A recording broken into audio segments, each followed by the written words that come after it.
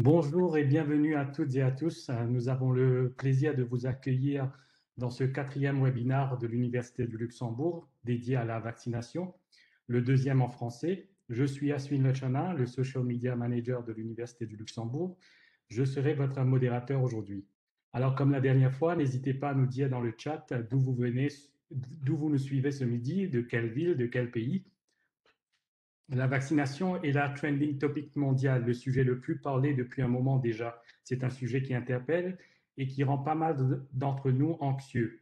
Aujourd'hui, nous avons le plaisir d'accueillir pour le deuxième jour consécutif Dr Anna Chiotti, qui est à la tête de la division de la pharmacie et des médicaments à la direction de la santé au ministère de la Santé du Luxembourg, pour nous éclairer sur les sujets suivants: le processus d'approbation et d'analyse de la sécurité des vaccins Covid-19 au Luxembourg, le déploiement des vaccins disponibles au Luxembourg et la stratégie nationale de la vaccination. Dans un premier temps, Dr Chiotti fera une présentation de 10 à 15 minutes et nous pourrons ensuite passer à la partie interactive de ce webinaire. Alors n'hésitez pas à poser vos questions dès maintenant dans le chat. Notez que ce webinaire sera enregistré et il sera diffusé par la suite sur notre site internet vaccination.uni.lu. Alors, sans tarder, je vais laisser la parole à la docteure Chiotti. Bon appétit et bon webinaire. Voilà, bonjour à tous, merci pour cette introduction. J'espère que vous m'entendez bien. Je vais vous montrer quelques diapositives pour encadrer un petit peu le propos, donc à peu près une quinzaine de minutes. Et puis, vous aurez l'occasion de poser des questions. Donc, je ne vais pas rentrer trop dans les détails parce que je pourrais parler pendant des heures, mais donc c'est vraiment l'opportunité pour vous de poser des questions. Alors, je vais partager mon écran. Et la seule chose, c'est que je pourrais simplement montrer les dias, mais pas en mode full screen parce que sinon ça bloque. Donc, j'espère que vous voyez bien mon écran. Je crois que ça marche. Alors, comme ça a été dit en introduction, donc l'objectif aujourd'hui, c'est de vous parler donc de ces éléments, donc qui sont d'une part, comment est-ce qu'on approuve les vaccins, la stratégie nationale de vaccination Luxembourg qui s'inscrit dans une stratégie européenne, et puis comment est-ce qu'on met à disposition les vaccins disponibles au Luxembourg.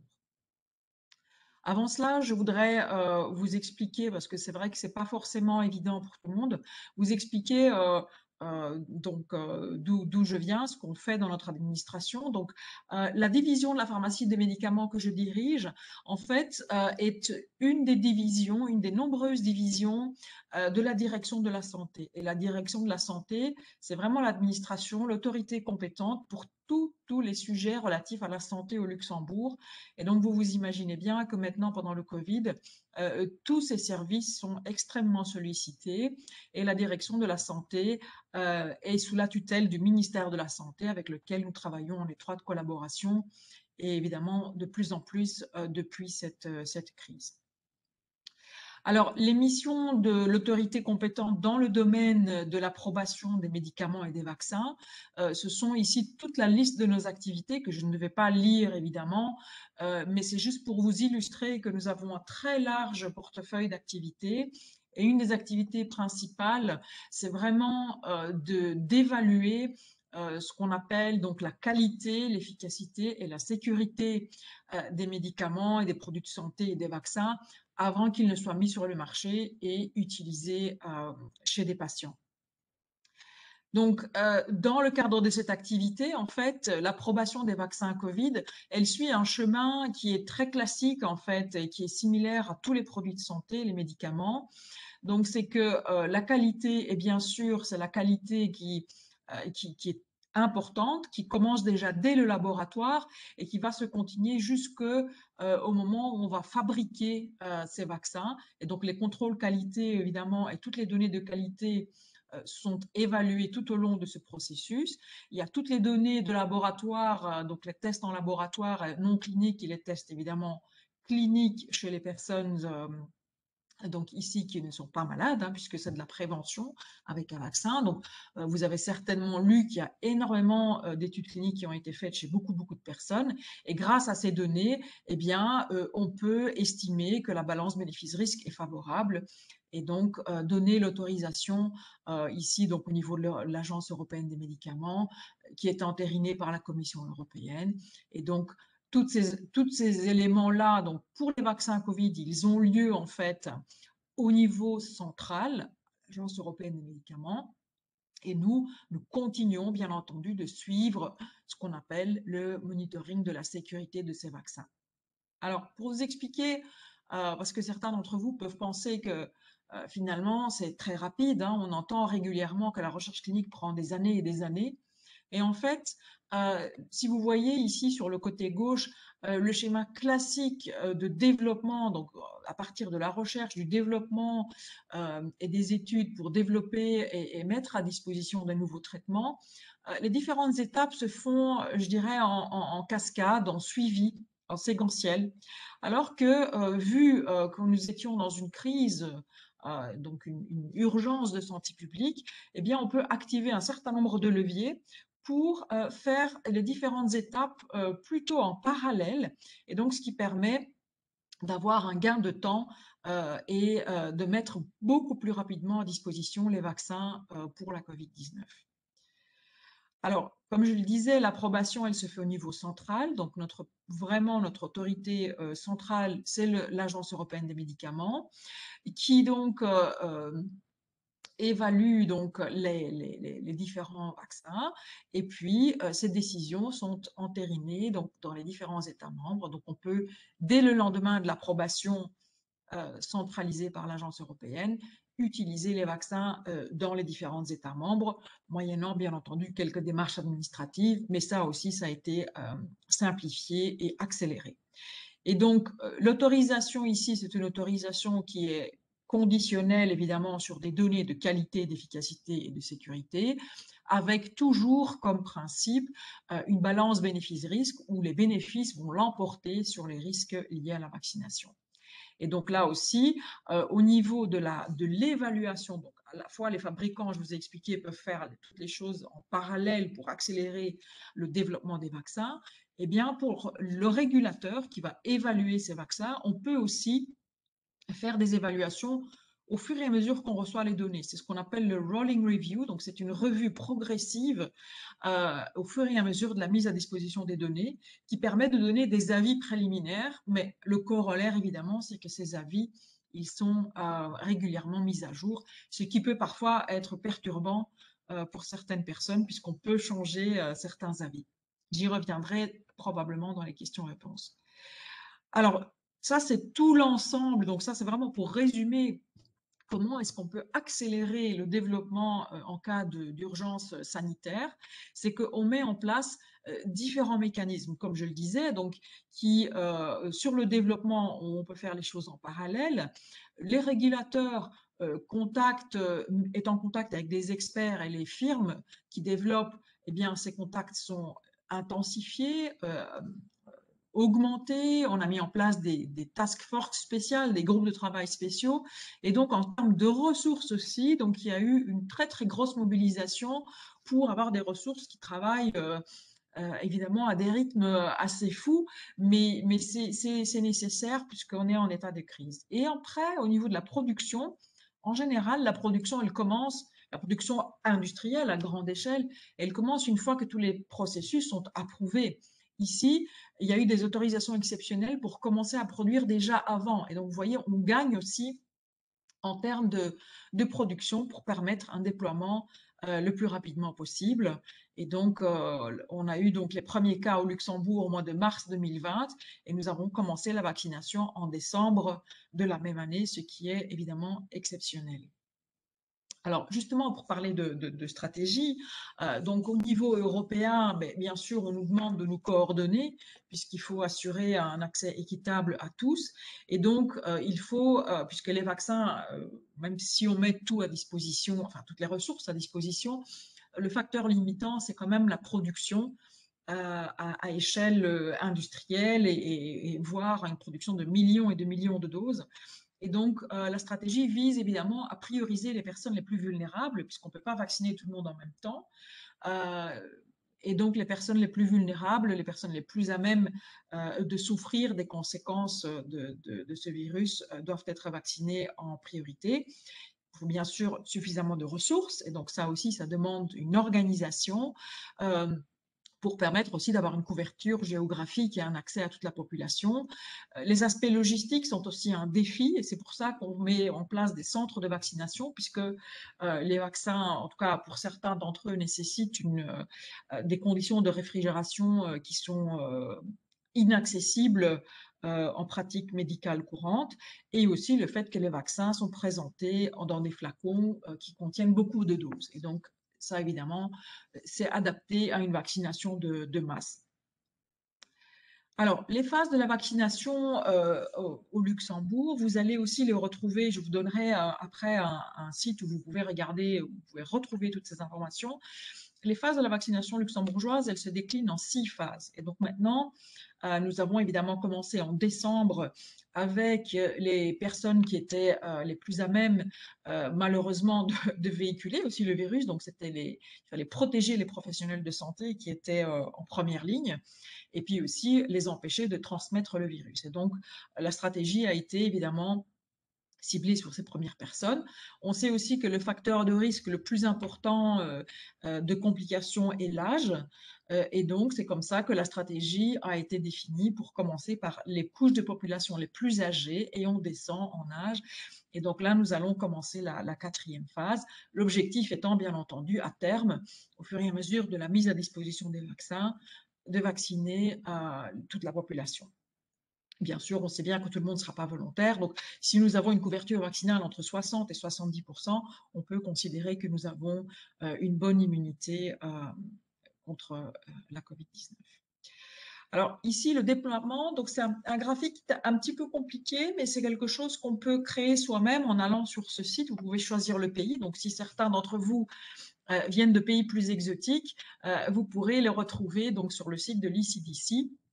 Et on voit par exemple ici les différentes semaines, puisqu'on fait un reporting. Donc le Luxembourg rapporte ses activités, donc fait des rapports hebdomadaires aux autorités européennes, dont l'ECDC. Et donc chaque semaine, vous voyez le nombre de vaccins qui sont administrés par catégorie d'âge. Et donc vous voyez par exemple, comme je vous le disais, en décembre, les catégories d'âge, elles sont plus jeunes, puisque plus foncé veut dire plus jeune. Pourquoi? Parce que dans la première étape, dans la première phase, nous avons privilégié les professionnels de santé qui sont en âge, évidemment, ce sont des âges de personnes qui travaillent. Et puis ensuite, nous sommes passés aux personnes dans les maisons de retraite, etc., donc les personnes très âgées. Et donc, vous voyez, au fur et à mesure, cette image, évidemment, va bouger de semaine en semaine. Mais donc ici, elle est beaucoup plus représentative, évidemment, de la stratégie de priorisation au Luxembourg. Alors, si on veut voir comment le Luxembourg se positionne par rapport aux autres pays, donc vous avez ici la proportion des vaccins qui sont donc mis à disposition en fonction des firmes. Comme vous le savez, nous avons au Luxembourg pour l'instant 3 vaccins, un quatrième va être déployé prochainement. Donc nous travaillons avec Pfizer, donc c'est celui qui est en vert et c'est celui qui est évidemment le plus distribué parce que c'était le premier approuvé. Ensuite, vous avez le Moderna. Et puis, vous avez le AstraZeneca. Donc ça, vraiment, vous voyez, ça reflète aussi la mise à disposition, la capacité de production des firmes à mettre à disposition ces vaccins. Et le quatrième arrivé, ça sera le vaccin de Johnson & Johnson qui va apparaître. Alors ici, ne vous inquiétez pas, si vous voyez ici pour la Norvège inconnue, c'est simplement parce que le pays n'a pas fait son reporting encore, et donc quand il manque des données, eh bien ces données, elles sont simplement en grisé.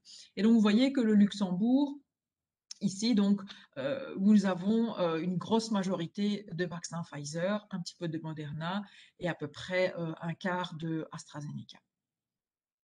Alors, quand on regarde la vaccination, donc c'est-à-dire la couverture vaccinale jusqu'à ce jour, le nombre de personnes vaccinées, donc si vous regardez le Luxembourg, donc, en vert plus clair, c'est la proportion de la population qui est déjà vaccinée. avec la première dose et en vert plus foncé, vous avez la deuxième dose. Et donc pour tous les pays, donc vous avez certains pays sont plus avancés que d'autres. Après, je dirais, il faut toujours prendre ces données avec un peu de précaution parce que dans la manière justement de faire le rapportage, certains pays font leur pourcentage par rapport à la population totale, par rapport à la population résidente, par rapport à la population d'un certain âge, etc. Donc, il faut toujours prendre ces données avec un peu de recul. Et quand vous allez sur le site, vous pouvez aussi voir qu'il y a des petits astérisques, des petites précisions, parce que aussi certains pays ne rapportent pas au même moment. Et donc, de semaine en semaine, on peut avoir des différences parce que certains pays n'ont pas rentré les données à temps ou d'autres rapportent des choses en plus. Donc, ça peut expliquer aussi certaines différences. Voilà, donc ça c'était ce que je voulais vous montrer aujourd'hui. Ici, j'ai pris une capture d'écran du site du gouvernement covid.lu et si vous tapez donc Infovax sur votre moteur de recherche, vous allez retrouver directement ce site. Vous allez avoir donc toutes les informations sur la vaccination dans les différentes langues, en français, en anglais, en allemand et en luxembourgeois. Et donc là, vous avez aussi donc toute une série de documents, des questions-réponses, des vidéos, du matériel. Et donc, ce site est mis à jour régulièrement. Nous avons aussi des newsletters auxquels vous pouvez vous inscrire. Donc, je vous invite à aller le visiter. Vous allez certainement trouver déjà beaucoup plus de réponses que ce que moi, je pourrais vous donner dans la deuxième partie donc, de ce webinaire. Donc, voilà, merci pour votre attention. Je propose maintenant d'arrêter de partager mon écran et je suis à votre disposition pour les questions. Je pense que c'est Asvin qui va modérer et qui va me sélectionner certaines questions en fonction, parce que je n'ai pas vu évidemment tout ce qui est arrivé pendant que je présentais. Donc voilà, je suis disponible. Tout à fait. Merci beaucoup pour cette présentation. On a déjà quelques questions. On va peut-être commencer par un sujet qui interpelle, qui fâche un peu, donc le vaccin AstraZeneca. Donc, pourquoi il y a plusieurs questions qui sont venues. Ben, un peu l'idée, c'est pourquoi certains pays ont-ils adapté la tranche d'âge dans laquelle le vaccin AstraZeneca est appliqué? Quelle est l'opinion du Luxembourg à ce sujet et Mhm. quelle est notre position par rapport à ça? Voilà. Donc AstraZeneca, c'est un vaccin qui nous a donné beaucoup de fil à retordre, je dois dire, puisque il faut savoir qu'au début, lorsque le vaccin a été approuvé, c'est sur base d'études cliniques. Et les études cliniques sont faites sur différents types de populations.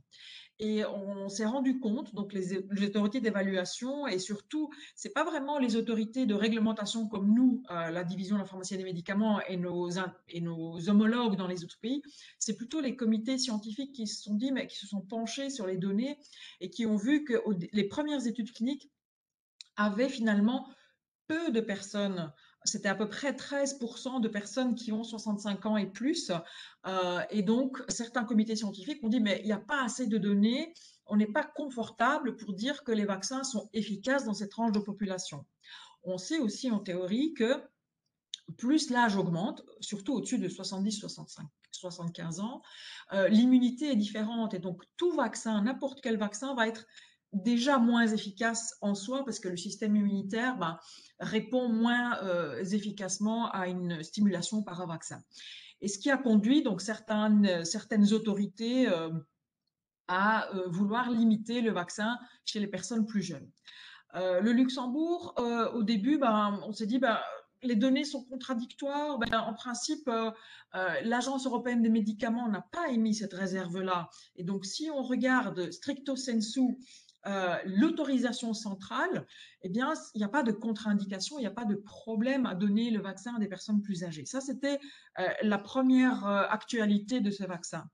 Ensuite, ce qui s'est passé, c'est que certains pays ont dit on va restreindre, d'autres pas. Ensuite, ce qui s'est passé, comme je le disais, c'est que, et vous l'avez tous entendu et vu dans la presse, il y a eu un certain nombre d'effets secondaires qui sont apparus, avec notamment des thromboses et malheureusement, dans certains cas, des décès, et des décès chez des personnes relativement jeunes. Alors là aussi, c'était tributaire du fait que certains pays ont vu plus de cas, d'autres n'en ont pas vu.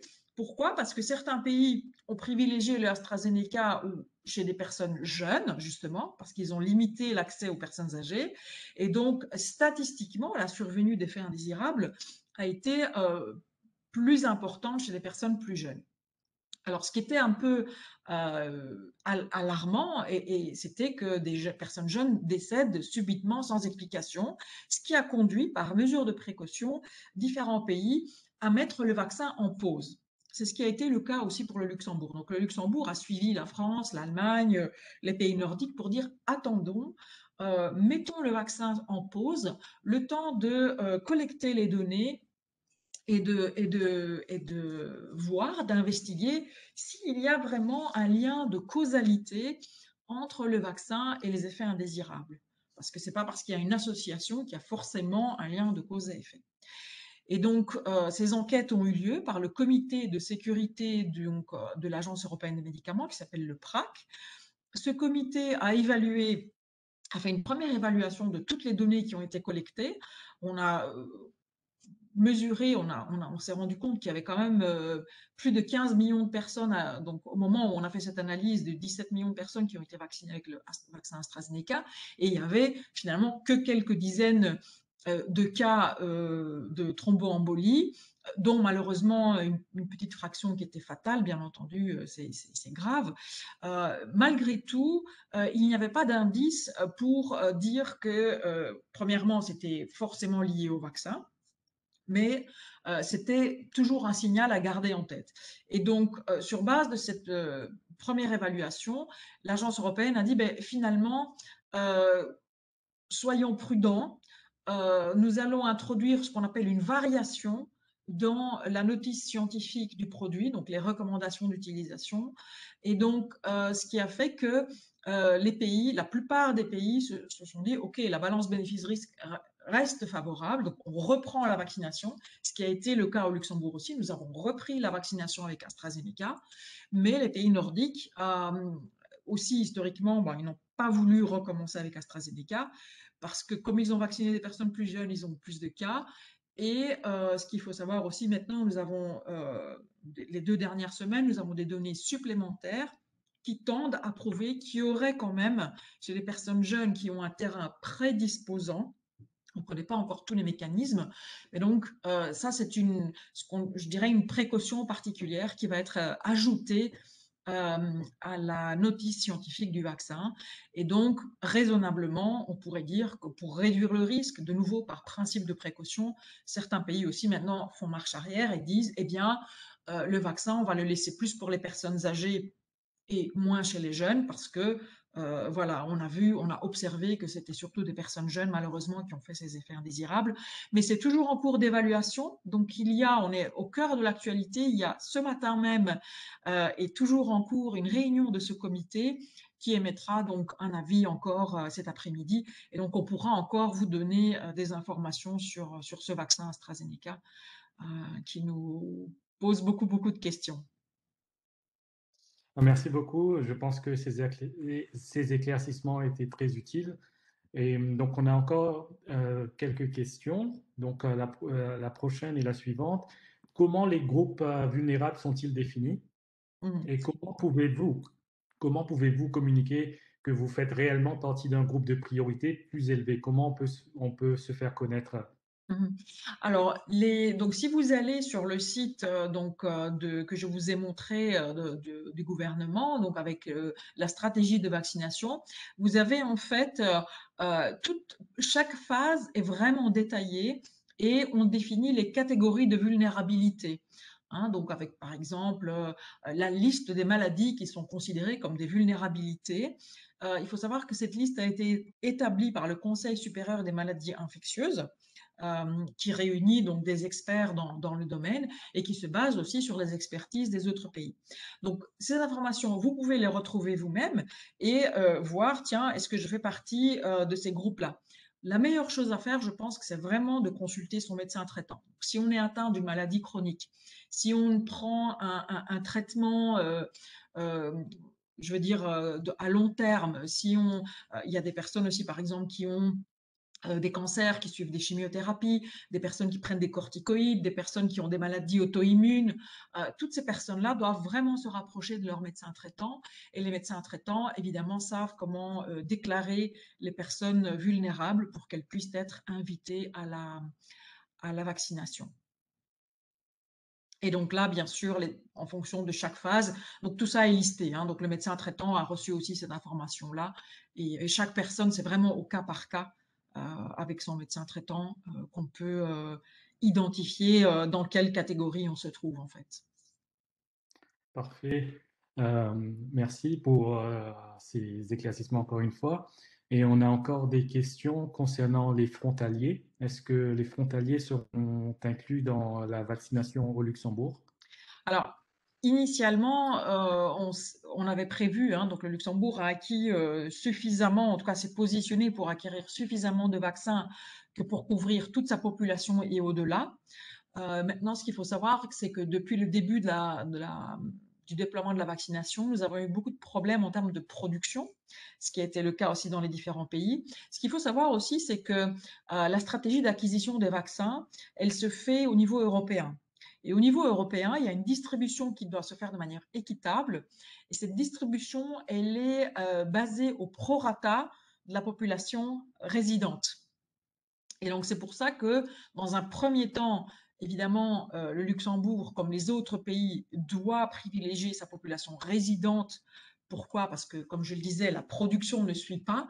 Et donc, pour s'assurer que dans les différentes catégories de risques, on ne va pas être délétère ou en tout cas défavoriser la population résidente, puisque les frontaliers ont le droit, évidemment, de se faire vacciner dans leur pays de résidence, puisque leur pays de résidence a acquis le nombre de doses pour sa population résidente. Évidemment, il y a juste une petite nuance quand même, c'est pour les travailleurs du secteur de la santé, donc les transfrontaliers qui vont venir travailler en tant que personnel, le personnel de soins des hôpitaux, etc., qui est en première ligne, eh bien, il se fait vacciner en fait à l'intérieur de l'hôpital. Donc, le personnel des hôpitaux se fait vacciner indépendamment du fait qu'il soit résident ou frontalier. Voilà, bon, j'espère que ça répond à la question. Bien entendu, à partir du moment où on aura je veux dire une très très grande quantité de vaccins, ces questions-là ne se poseront plus, hein. Oui, merci. Donc, par rapport au vaccin lui-même, donc, suivant toutes les phases qui sont déployées, quand est-il envisagé que toutes les personnes seraient vaccinées au Luxembourg? Approximativement, est-ce qu'on parle de fin de l'été, fin d'automne? Et pour poursuivre dans cette série de questions, quand, quand on peut estimer la fin des phases de vaccination? Et aussi, approximativement, quand pourront certaines personnes, les plus jeunes, donc les 20-30 ans par exemple, envisager d'être vaccinées? Et une toute Mhm. dernière question dans la même série, est-ce que les enfants de moins de 16 ans seront aussi vaccinés ou c'est pas le cas?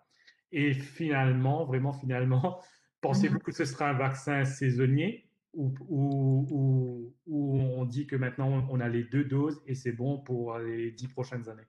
Mhm. Ok. Alors, je vais commencer donc par les dates. Et alors, dans un monde idéal où les vaccins sont disponibles à profusion, et il faut juste les déstocker d'un stock central et qu'on peut ouvrir 40, 50 lignes de vaccination, on ouvre tous les centres de vaccination et qu'on vaccine toute la population en même temps. Dans un monde idéal, il faudrait pouvoir vacciner tout le monde pour la fin de l'été. Bien entendu, la limite, comme je le disais, c'est la production. Il y a eu malheureusement ici les premiers entre décembre et ici encore aujourd'hui, donc le premier trimestre de 2021 a été un gros défi en termes de production. Il faut savoir aussi que nous avions fait des plans justement pour pouvoir donner des dates, mais on ne peut pas donner de dates parce que malheureusement, les firmes nous ont promis des doses qu'elles n'ont pas été capables de produire pour différents problèmes aussi de qualité, hein. Quand une production avec des lignes de production que vous augmentez, eh ben, ça demande aussi des adaptations. Euh, Donc, les sites de production, ouais, il y en a pas non plus, à profusion, sur la planète et donc il faut, pouvoir, acheminer tous ces vaccins et les produire pour tout le monde. Donc vraiment, le facteur limitant, qui ne me permet malheureusement pas de vous donner des dates, ni pour chacune des phases. On essaye évidemment, on va accélérer, hein, donc on essaye le plus possible d'accélérer les phases. On va commencer la 4e maintenant, donc on a quand même rattrapé du retard. La 5e et la 6e, il faut voir. La 6e, c'est l'étape qui était dans le flacon, vous avez vu, là, celle qui comportait le plus de population, et c'est là où vous allez avoir les personnes jeunes, hein, entre 18 et 30 ans, et tout le reste de tous ceux qui n'ont pas été vaccinés avant, hein, les retardataires, ceux qui changent d'avis aussi, on a le droit de changer d'avis. Euh, et donc, idéalement, ben, on espère, si tout va bien, quand même, de pouvoir accélérer à ce que tout le monde puisse être vacciné avant le prochain automne. On s'est rendu compte aussi, ça répond un peu à la question de la saisonnalité, ou de se dire, on se rend compte que finalement, l'immunité naturelle, ben, elle diminue dans le temps. On voit aussi dans les études que quelqu'un qui a déjà été infecté, qui reçoit une première dose de vaccin, ça peut être considéré comme un boost immunitaire, et donc on pourrait éventuellement ne pas devoir donner une deuxième dose, hein, puisque vous savez que la plupart des vaccins, c'est 2 administrations. Il y a aussi des données pour dire que les personnes qui ont été vaccinées au tout début, hein, les premiers vaccinés, on suit aussi leur titre des anticorps. Et donc, aujourd'hui, on n'a pas assez de recul pour voir, tiens, est-ce que cette immunité par un vaccin à 2 doses, est-ce que cette immunité, elle est encore suffisante? Ça, c'est une donnée. Il y a des études aussi qui évaluent éventuellement l'administration d'une 3e dose à un certain moment où les anticorps vont diminuer comme un nouveau boost pour se réimmuniser de manière beaucoup plus efficace. Donc, toutes ces études sont en cours. Et donc, comme je disais, on n'a pas assez de recul. Et ça, malheureusement, on ne le saura que vers la fin de l'année. Et l'autre problématique, l'autre difficulté, c'est que le virus mute. Donc, on a des variants. Et donc, certains vaccins actuellement montrent une certaine activité, mais on voit quand même que pour certains autres, il y a une activité diminuée. Donc, les études doivent continuer. Les entreprises maintenant travaillent sur le modèle qu'on connaît, hein, de la grippe saisonnière. Donc, c'est-à-dire qu'on pourrait faire aussi des vaccins multisouches pour pouvoir, dans le futur, protéger tout le monde. Mais c'est clair qu'aujourd'hui, les premières indications euh, font dire à certains experts qu'on pourrait partir sur un modèle de saisonnalité comme la grippe en fait. Mais de nouveau, c'est encore trop tôt pour y répondre. Donc, je dirais, on pourrait refaire un webinaire d'ici quelques mois. Je pourrais vous donner beaucoup plus d'informations. Et puis là, je note la dernière question concernant les enfants. Donc aujourd'hui, la plupart des vaccins sont indiqués à partir de 18 ans, donc sont autorisés à partir de 18 ans. Le vaccin de Pfizer, le Comirnaty, il est autorisé à partir de 16 ans.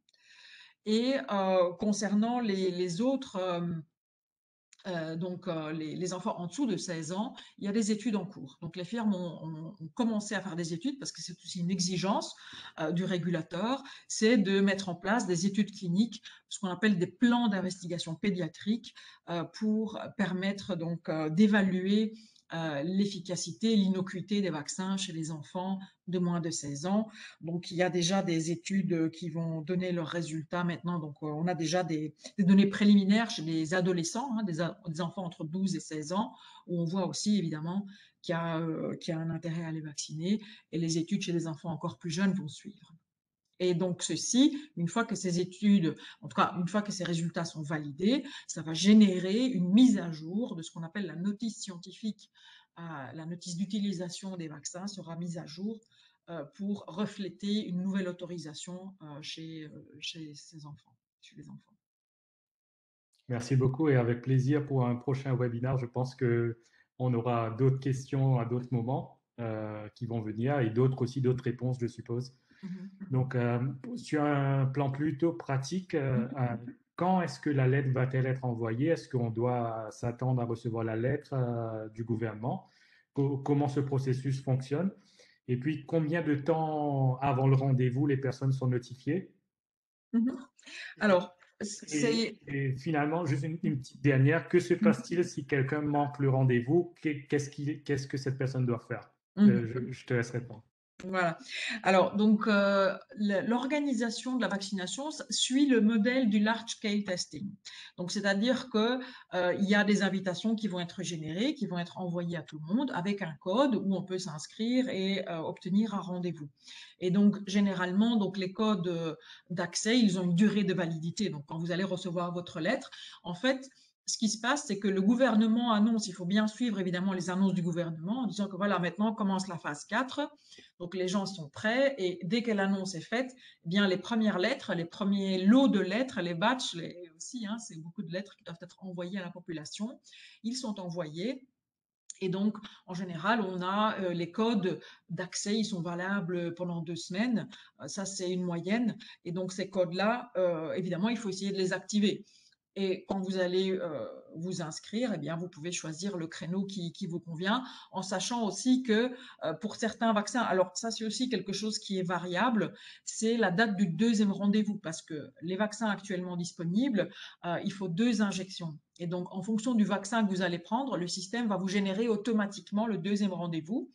Mais bien sûr, quand vous allez en centre de vaccination pour faire la première injection, le deuxième rendez-vous sera validé sur place pour être sûr, évidemment, qu'il n'y a pas d'autres soucis. Alors, ce qui peut arriver aussi, c'est qu'effectivement, je prends rendez-vous et pour l'une ou l'autre question, je rate mon rendez-vous. Je me casse une jambe, j'ai un accident, j'ai quelque chose qui m'empêche d'aller à mon rendez-vous. Eh bien, là aussi, il y a des procédures de rattrapage, on va dire, qui existent. Et donc, il y a sur le site donc Infovax, vous avez un numéro qui est lié aux prises de rendez-vous, donc une helpline qu'on peut solliciter, on peut téléphoner pour avoir un autre rendez-vous on va dire, de rattrapage si on a raté son rendez-vous. Merci. Et aussi, il y a une question qui vient par rapport aux mutations. Donc, comment envisage le Luxembourg pour des vaccins par rapport aux mutations? Qu'est-ce qui se passe sur ce sujet-là? Et qu'en pensez-vous que le vaccin portera ses fruits et que forcément les mesures seront un peu plus assouplies, les mesures restrictives? Alors, concernant les variants, hein, donc les nouvelles souches de virus, il y a déjà quelques données. Donc, moi, je les reçois régulièrement et je les ai encore devant les yeux parce qu'il y a régulièrement des données qui nous sont communiquées. Ce qu'il faut savoir, c'est que malheureusement, on sait, hein, il faut le savoir, c'est que l'efficacité contre les variants n'est pas la même que celle qu'on va trouver dans les études cliniques. Donc, pour rappel, dans les études cliniques, pour les vaccins, que ce soit Pfizer ou Moderna, il y avait une efficacité de plus de 90%, ce qui est exceptionnel, ce qui est très très bien. Il faut savoir que les vaccins grippe, ils ont une efficacité à peu près de 60-70%. Donc, un vaccin ne va jamais vous donner, va jamais vous protéger à 100%. On connaît aussi tous des cas de personnes qui ont été vaccinées et malgré tout contractent la maladie par après. En revanche, ici, donc comme je disais, pour les vaccins Covid, l'efficacité dans les études cliniques elle est beaucoup plus élevée. On est habitué à avoir des 90, 95 voire plus, alors que sur les variants, elle va être d'après les données préliminaires à notre disposition, elle est moindre, mais n'empêche qu'elle est là. Elle est là, et donc ça veut dire que on est quand même protégé contre les formes graves de la maladie. Et donc c'est ça qui est important d'éviter, c'est vraiment de permettre aux personnes d'éviter de se retrouver en soins intensifs, à être ventilées. Vraiment, je pense que c'est l'objectif. Bien sûr, comme je le disais au début, les firmes travaillent d'arrache-pied à essayer de faire des nouvelles. D'ailleurs, c'est déjà le cas. Hein. Ce qui est facile pour les vaccins ARN messagers, on peut très rapidement changer le code. Si on connaît la séquence du mutant, du variant, on peut très bien adapter un vaccin ARN messager. C'est une technologie maintenant qu'on maîtrise et grâce à ça, on va pouvoir avoir des vaccins qui sont beaucoup plus rapidement développables. Après, derrière, c'est toujours la question de la production à grande échelle qui va être le facteur limitant. Et enfin, pour répondre à la question de quand est-ce qu'on pourra espérer sortir de la crise, je dirais que il faut vraiment tous se faire vacciner. Plus de monde sera vacciné, plus on a de chances de combattre ce virus et cette maladie et de retrouver une vie normale. Il ne faut pas oublier aussi toutes les victoires qu'on a eues grâce au vaccin, hein. Il y a des maladies aujourd'hui qui n'existent plus, qui sont éradiquées. Pourquoi? Parce que tout le monde a été vacciné systématiquement. Et c'est vraiment la réponse, je dirais, à cette pandémie. Bien entendu, le temps que cette immunité collective se mette en place, il faut continuer à se protéger. Et donc, il faut continuer à bien se laver les mains, à porter le masque, à pratiquer la distanciation. C'est vrai que c'est dur, ça fait déjà un moment qu'on est occupé avec ça. On a tous envie de retourner à une vie quasi normale, mais il faut tenir encore bon. Je pense qu'on est, si nous tenons bon d'ici l'automne, euh, ou la fin de l'année, on pourra faire la fête dans de bonnes conditions. On a tous hâte de faire cela. Alors, concernant les vaccins, je pense que tu en as déjà parlé quand ils vont arriver, et que je suppose que c'est aussi disponible sur le site Infovax. Mais il y a peut-être un petit rappel par rapport à quels prochains vaccins vont arriver. Et aussi, est-ce que quelqu'un peut se faire vacciner, refuser de se faire vacciner par un vaccin? Donc, je suppose encore une fois l'AstraZeneca que certaines personnes ont des doutes. Et après, euh, est-ce- comment ça se passe pour être vacciné si quelqu'un refuse l'AstraZeneca et après ensuite est-ce qu'il passe à la dernière dans la liste? Comment est-ce qu'il aura quand même sa chance de se faire vacciner? Donc voilà. Voilà. Donc, alors concernant la première question, donc les prochains vaccins à arriver, donc je vous ai annoncé le vaccin de Johnson Johnson, qui est un vaccin qui est à une administration, donc ça c'est vraiment l'avantage, et c'est un vaccin aussi qui se conserve des températures, je dirais, de frigo normal, et donc c'est un vaccin qui pourrait potentiellement, dans une deuxième phase, être disponible auprès des médecins, si évidemment ces derniers peuvent organiser des sessions de vaccination pour utiliser toutes les doses du même flacon, parce qu'une fois qu'un flacon est ouvert, ben, il faut utiliser toutes les doses qu'il y a dedans. Euh, Ça, c'est ce vaccin-là. Les autres vaccins, donc si vous allez sur le site de l'Agence européenne des médicaments, là aussi, vous avez des mises à jour qui sont très, très bien faites. Et donc, vous avez aussi les prochains vaccins, en tout cas les vaccins qui sont actuellement évalués et qui sont ceux qui pourraient arriver très prochainement. Alors, les vaccins qui sont actuellement sous évaluation, c'est le vaccin de Novavax. Donc, c'est le prochain à arriver. Et l'Agence européenne des médicaments évalue aussi le vaccin Sputnik, dont vous avez beaucoup entendu parler dans la presse, donc le vaccin russe, qui est une technologie similaire au AstraZeneca. C'est juste que le vaccin Sputnik, il combine deux adénovirus. Donc c'est un vaccin avec un mélange qui potentiellement pourrait être plus efficace que le AstraZeneca. Mais donc ça, évidemment, on attend les résultats des évaluations des études cliniques qui ont été soumises. Ensuite, pour répondre à la question donc de est-ce que je peux refuser de me faire vacciner par AstraZeneca? Oui, on est dans un État démocratique. Quand vous allez vous présenter, donc déjà de un, il n'y a pas d'obligation à se faire vacciner. On invite, on responsabilise, on essaie de responsabiliser la population à se faire vacciner. Il faut savoir qu'au Luxembourg, on a de la chance que les gens sont en général raisonnables, ils font confiance aux autorités de santé et on a un très haut taux de réponse aux invitations. Et aussi, concernant le vaccin AstraZeneca, malgré le fait que on a changé, on a dit bah, le vaccin AstraZeneca, on le retire, maintenant on le remet à disposition, etc. C'est quelque chose qui peut être un élément de perte de confiance. Finalement, les personnes ont suivi les autorités de santé et ma mère personnellement a eu son vaccin AstraZeneca aussi. Donc elle s'est présentée à la ligne et elle savait pas quel vaccin elle allait avoir. Elle a demandé, bien entendu, on explique aux gens quel est le vaccin qu'ils vont avoir. Je connais aussi des personnes qui ont refusé mais c'est marginal, je peux vous rassurer. En tout cas, pour nous, c'est rassurant de voir que très très peu de personnes se sont présentées au rendez-vous et ont refusé le vaccin. Alors pour ces personnes-là, ben, on leur dit, ben, si vous refusez le vaccin, il va falloir attendre, entre guillemets, vous passez votre tour. C'est quelqu'un d'autre qui va en bénéficier.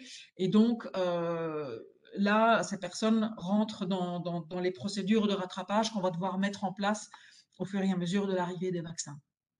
Donc, voilà. Donc, je ne sais pas si ça répond à votre question. Non, c'est parfait. Et alors, une autre question encore concernant les personnes qui attendent un heureux événement, les femmes enceintes, par rapport à la vaccination. Donc, qu'est-ce qu'il faut savoir? Est-ce qu'il faut faire attention? Qu'est-ce qui est préconisé pour ces personnes? Alors, pour les femmes enceintes, donc ça a été un débat aussi parce que les études n'ont pas été faites chez les femmes enceintes hein, pour des raisons éthiques et déontologiques. Et donc, mais il est arrivé que lors des études cliniques, certaines femmes étaient enceintes sans le savoir ou sont tombées enceintes tout de suite après ou étaient en période de tomber enceinte quand elles ont été vaccinées sur les deux administrations, eh bien, ces données-là ont été collectées. Il y a aussi des données de laboratoire donc sur des animaux donc pour voir comment ça agit sur le système reproducteur. Et donc, les données préliminaires n'ont pas permis de dire que le vaccin est contre-indiqué.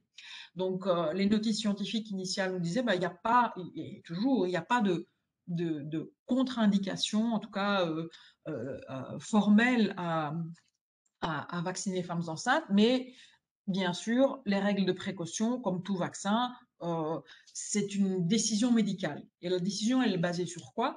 Ben, d'une part, sur le risque que la femme peut encourir en contractant le Covid versus un risque éventuel d'effet secondaire d'un vaccin. Et donc, c'est cette balance bénéfice-risque qui a été revue par différents comités scientifiques récemment dans plusieurs pays et par les sociétés savantes de gynécologie et d'obstétrique qui, au vu de toutes les données collectées, ont quand même préconisé la vaccination des femmes enceintes, puisqu'une femme enceinte reste vulnérable et donc on a estimé qu'évidemment il y a beaucoup plus de risques à attraper le Covid en étant enceinte que de se faire vacciner. Et d'ailleurs, c'est la même chose pour les vaccins grippe aussi. Hein, donc les gynécologues conseillent à leurs patientes enceintes de se faire vacciner contre la grippe saisonnière. Et donc il y a eu maintenant une recommandation qui est sortie vers les professionnels de santé, qui est d'une recommandation, comme je le disais, au Luxembourg, on a le Comité supérieur des maladies infectieuses, ensemble avec la Société luxembourgeoise de gynécologie et d'obstétrique, qui donc recommande la vaccination des femmes enceintes et tous les détails. En tout cas, s'il y a des dames qui nous écoutent, qui sont enceintes ou qui envisagent de concevoir prochainement, vous pouvez aussi trouver cette information sur le site de la santé, santé.lu. Et votre gynécologue pourra aussi être informé et pourra vous renseigner. La même chose aussi donc pour les femmes allaitantes. Il n'y a pas de données qui pourraient être inquiétantes par rapport au fait d'allaiter son enfant alors qu'on a été vacciné. Merci. Et concernant les données, je suppose que ces données sont accessibles plus ou moins en temps réel sur le site Infovax. Est-ce que tu peux dire où est-ce que les gens pourraient envisager de voir l'évolution et peut-être quelques chiffres, pas forcément les chiffres exacts, mais une fourchette des personnes vaccinées jusqu'à aujourd'hui au Luxembourg? Alors aujourd'hui, donc on a à peu près, bon, hier c'était 60 000, 69 000, à peu près 700, donc on est aux alentours de 70 000 personnes déjà vaccinées au Luxembourg, dont je dirais 25% ont déjà reçu la deuxième dose. Donc je pourrais aller, hier j'ai un peu galéré à rentrer sur le site qui me permet de visionner les données. Je peux réessayer aujourd'hui, ça prend un peu de temps parce que il y a des mises à jour régulières. Mais donc, c'est les chiffres, c'est ça. Je ne peux pas vous donner à l'unité près, mais, mais donc, c'est ça. Donc, voilà. 70 000 personnes, un peu moins de 70 000 personnes qui ont déjà été vaccinées. Et de nouveau, hein, on aurait bien voulu que ce soit beaucoup plus de personnes, mais le facteur limitant a été la livraison. Il faut savoir qu'on va accélérer la cadence ici au mois d'avril et de mai Et donc, et là aussi, donc vous pouvez les voir sur le site. Donc Infovax, donc si vous allez donc sur le site, en tout cas où vous avez la vaccination, il faut un petit peu chercher. On doit le réorganiser un petit peu, mais vous pouvez voilà. Donc je vois le lien, il est remis là. Donc si on va sur ce site en cherchant un petit peu,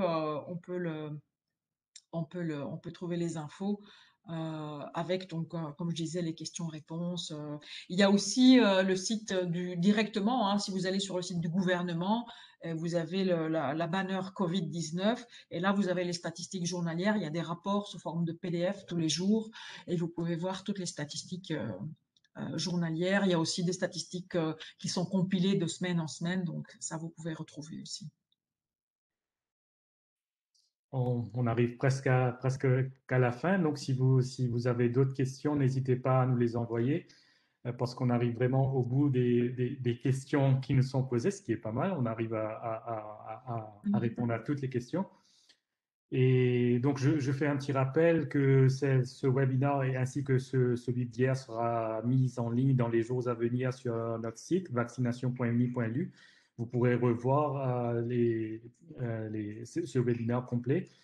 Et les questions aussi, donc là, aujourd'hui, on a quand même répondu à toutes les questions, si je ne me trompe pas, comparé à hier. Donc, les personnes qui n'ont pas eu de réponse pour hier, par exemple, recevront un message par les personnes qui s'occupent des, des questions de la vaccination à l'université. Mhm. J'ai reçu une notification, désolé, c'est pour ça que j'étais un petit peu perturbé. Donc, voilà. Et sinon, je ne sais pas ce qu'on Il y a une peut question, ajouter. il y a une question intéressante qui vient de tomber là.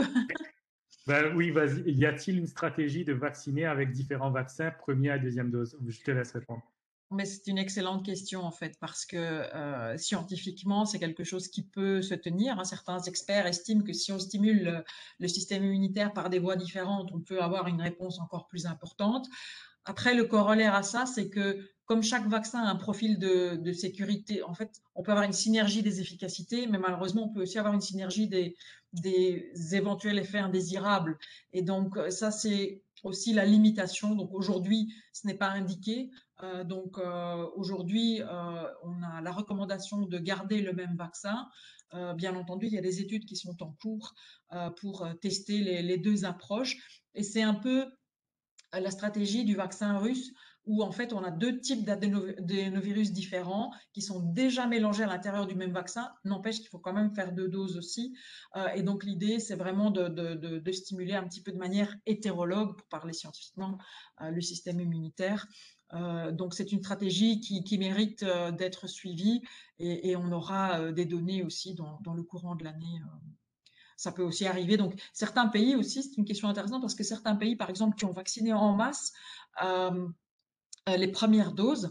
Maintenant, comme la production ne suit pas, l'approvisionnement ne suit pas, on n'est peut-être pas forcément dans le temps pour donner la deuxième dose et on n'a pas de vaccin. Et donc là, il y a des stratégies, on va dire, de rattrapage en disant, mais si on n'a pas une deuxième dose du même fabricant, on pourrait donner une deuxième dose d'un deuxième fabricant. Donc, c'est des scénarios qui se discutent aussi dans les différents pays. Ça marche. Donc, on a encore quelques autres questions qui se sont rajoutées par Mhm. rapport à des personnes qui ont des caillots sanguins. Est-ce qu'ils devraient se diriger plutôt vers un vaccin ou vers un autre? Donc, Alors, ça, c'est une très bonne question, tout à fait légitime. Je pense qu'il faut vraiment se rapprocher de son médecin traitant parce que il faut savoir que les pathologies de caillots sanguins ou de saignement, ce sont des pathologies qui sont intriquées et où il y a plusieurs mécanismes sous-jacents. Donc, ça peut être différentes maladies, ça peut être un terrain génétique, etc. Et donc, je dirais systématiquement, non. La question systématiquement, c'est non. Par contre, la recommandation, c'est vraiment de se rapprocher avec son médecin traitant. Et c'est vrai qu'en cas de doute, il vaut mieux éviter AstraZeneca. Mais toujours, évidemment, c'est pas quelque chose qu'on peut décider tout seul. Il faut le faire en concertation avec son médecin et qui recevra des informations de notre part dès que les données scientifiques permettent d'affiner en fait cette décision. Mhm. ça marche. Euh, Une autre question concernant les personnes qui ont déjà été infectées. Est-ce qu'ils vont recevoir une ou deux doses? Comment ça se passe? Alors, c'est aussi une question qui n'est pas encore tranchée au Luxembourg, puisqu'évidemment, on attend les résultats d'études et aussi l'expérience d'autres pays. Certains pays ont déjà commencé à le faire vu la rareté, vu le fait que voilà, on n'a pas assez de vaccins et qu'on veut vacciner le plus vite possible parce que malheureusement, ben, le nombre de cas réaugmente. On est face à une réaugmentation du nombre de cas et donc il faut accélérer la cadence de vaccination. Et donc on peut considérer que dans certains cas, une personne qui a déjà été infectée pourrait être suffisamment protégée avec une dose au lieu de deux, mais ce n'est pas encore à l'ordre du jour au Luxembourg. Merci. J'ai reçu une question en privé, Mhm, un peu plus précis concernant la stratégie dans les hôpitaux.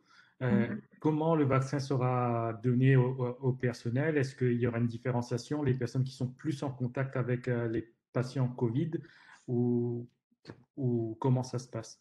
Alors, la vaccination dans les hôpitaux a commencé hein, très rapidement dès le début. Et donc, la stratégie donc, dans les hôpitaux, c'est de vacciner tout le monde parce que tout le monde est en contact avec les personnes. Il faut savoir aussi qu'au Luxembourg, nous avons une commission nationale d'éthique qui s'est penchée sur la question parce que il faut aussi euh, permettre un accès équitable selon des règles éthiques. Et c'est vrai que dans un hôpital, euh, il y a beaucoup de personnes qui s'occupent des patients, que ce soit le médecin chef de service, le stagiaire, la femme de ménage, le personnel soignant, infirmier, kinésithérapeute, les personnes qui vont manipuler toutes les choses qu'il y a autour du patient. C'est beaucoup de corps de métiers différents. Et en fait, la stratégie des hôpitaux a été vraiment d'inviter systématiquement tous les corps de métiers différents en commençant. Alors, ça dépend, hein, on peut dire, ben, on peut commencer par une unité. Donc, évidemment, on commence par les unités qui sont au cœur du sujet, c'est-à-dire les unités de soins intensifs, les unités qui s'occupent des maladies infectieuses et au fur et à mesure, évidemment, de déployer. Et je dois dire que les hôpitaux ont relativement bien géré, voire très bien géré cette vaccination.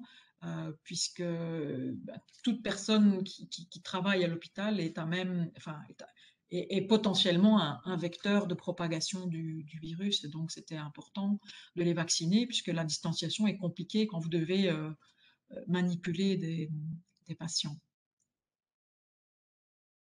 Merci beaucoup. Je pense qu'on arrive vraiment à la fin. Donc peut-être pour un petit mot de la fin, qu'est-ce que tu penses que sera les prochains challenges et les sujets compliqués à venir dans les semaines et mois à venir au Luxembourg concernant la vaccination et le Covid en général? Mhm. Et donc voilà.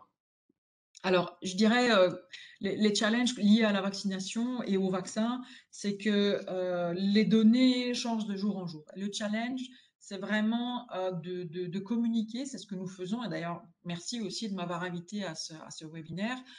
Nous faisons aussi des lunch talks au niveau de la direction de la santé pour informer les professionnels de santé parce qu'on pense que c'est vraiment ceux-là qui vont véhiculer le message. Et donc, n'hésitez pas à poser des questions, à challenger aussi vos médecins et vos contacts professionnels de santé. Le challenge, il est là, il est aussi de suivre une information qui vient de sources validées. On est très distrait malheureusement par tout ce qu'on lit dans les journaux, les grands effets d'annonce, etc. Donc, je dirais ma recommandation et le challenge pour nous aussi, c'est de devoir répondre, hein, parce qu'on a quand même cette pression politique de devoir être tout le temps sur le qui-vive et de dire bah, tiens il y a telle nouvelle information qu'est-ce que ça génère au niveau réglementaire, etc. Donc je dirais continuer quand même à garder un sens critique par rapport aux informations que vous voyez, consulter les sources officielles d'informations et aussi accepter que les messages peuvent changer. Parfois on dit bah, pourquoi est-ce qu'il faut faire telle mesure et puis 2 semaines après on change et on rechange. Mais en fait, c'est difficile. Une décision que vous prenez en janvier, elle est basée sur des critères ou des informations qui sont disponibles en janvier. Une décision que vous allez prendre en mars, eh bien, elle va dépendre des nouvelles informations qui sont disponibles à ce moment-là. Et donc ça aussi, c'est compliqué, c'est difficile, il faut tenir le coup. Et donc, je dirais, continuons à nous protéger, à se soutenir et à profiter maintenant on a la chance d'avoir un temps magnifique et vraiment de tenir bon sur c'est ça en fait, hein, c'est tenir bon sur la distance par rapport à ça. Et aussi, faisons-nous vacciner, ça c'est vraiment mon dernier message. Et ça c'est quelque chose qui m'est revenu en pensant à une des questions, c'est que vous savez, certaines personnes disent, moi je refuse de me faire vacciner par tel ou tel vaccin. Vous savez qu'il y a des gens dans d'autres pays qui pleurent pour avoir des vaccins. Donc nous sommes privilégiés. Tout est super bien organisé. Le jour où vous irez en centre de vaccination, vous allez voir que c'est magnifiquement organisé, à l'instar du large scale testing. Donc, on est vraiment un pays privilégié. Et donc, je dirais, refuser de se faire vacciner, c'est un peu dommage. Il y a d'autres personnes qui pleurent pour avoir des vaccins. Donc, voilà mon message de fin. Et j'espère vous avoir convaincu euh, Oui. de ceci. Voilà.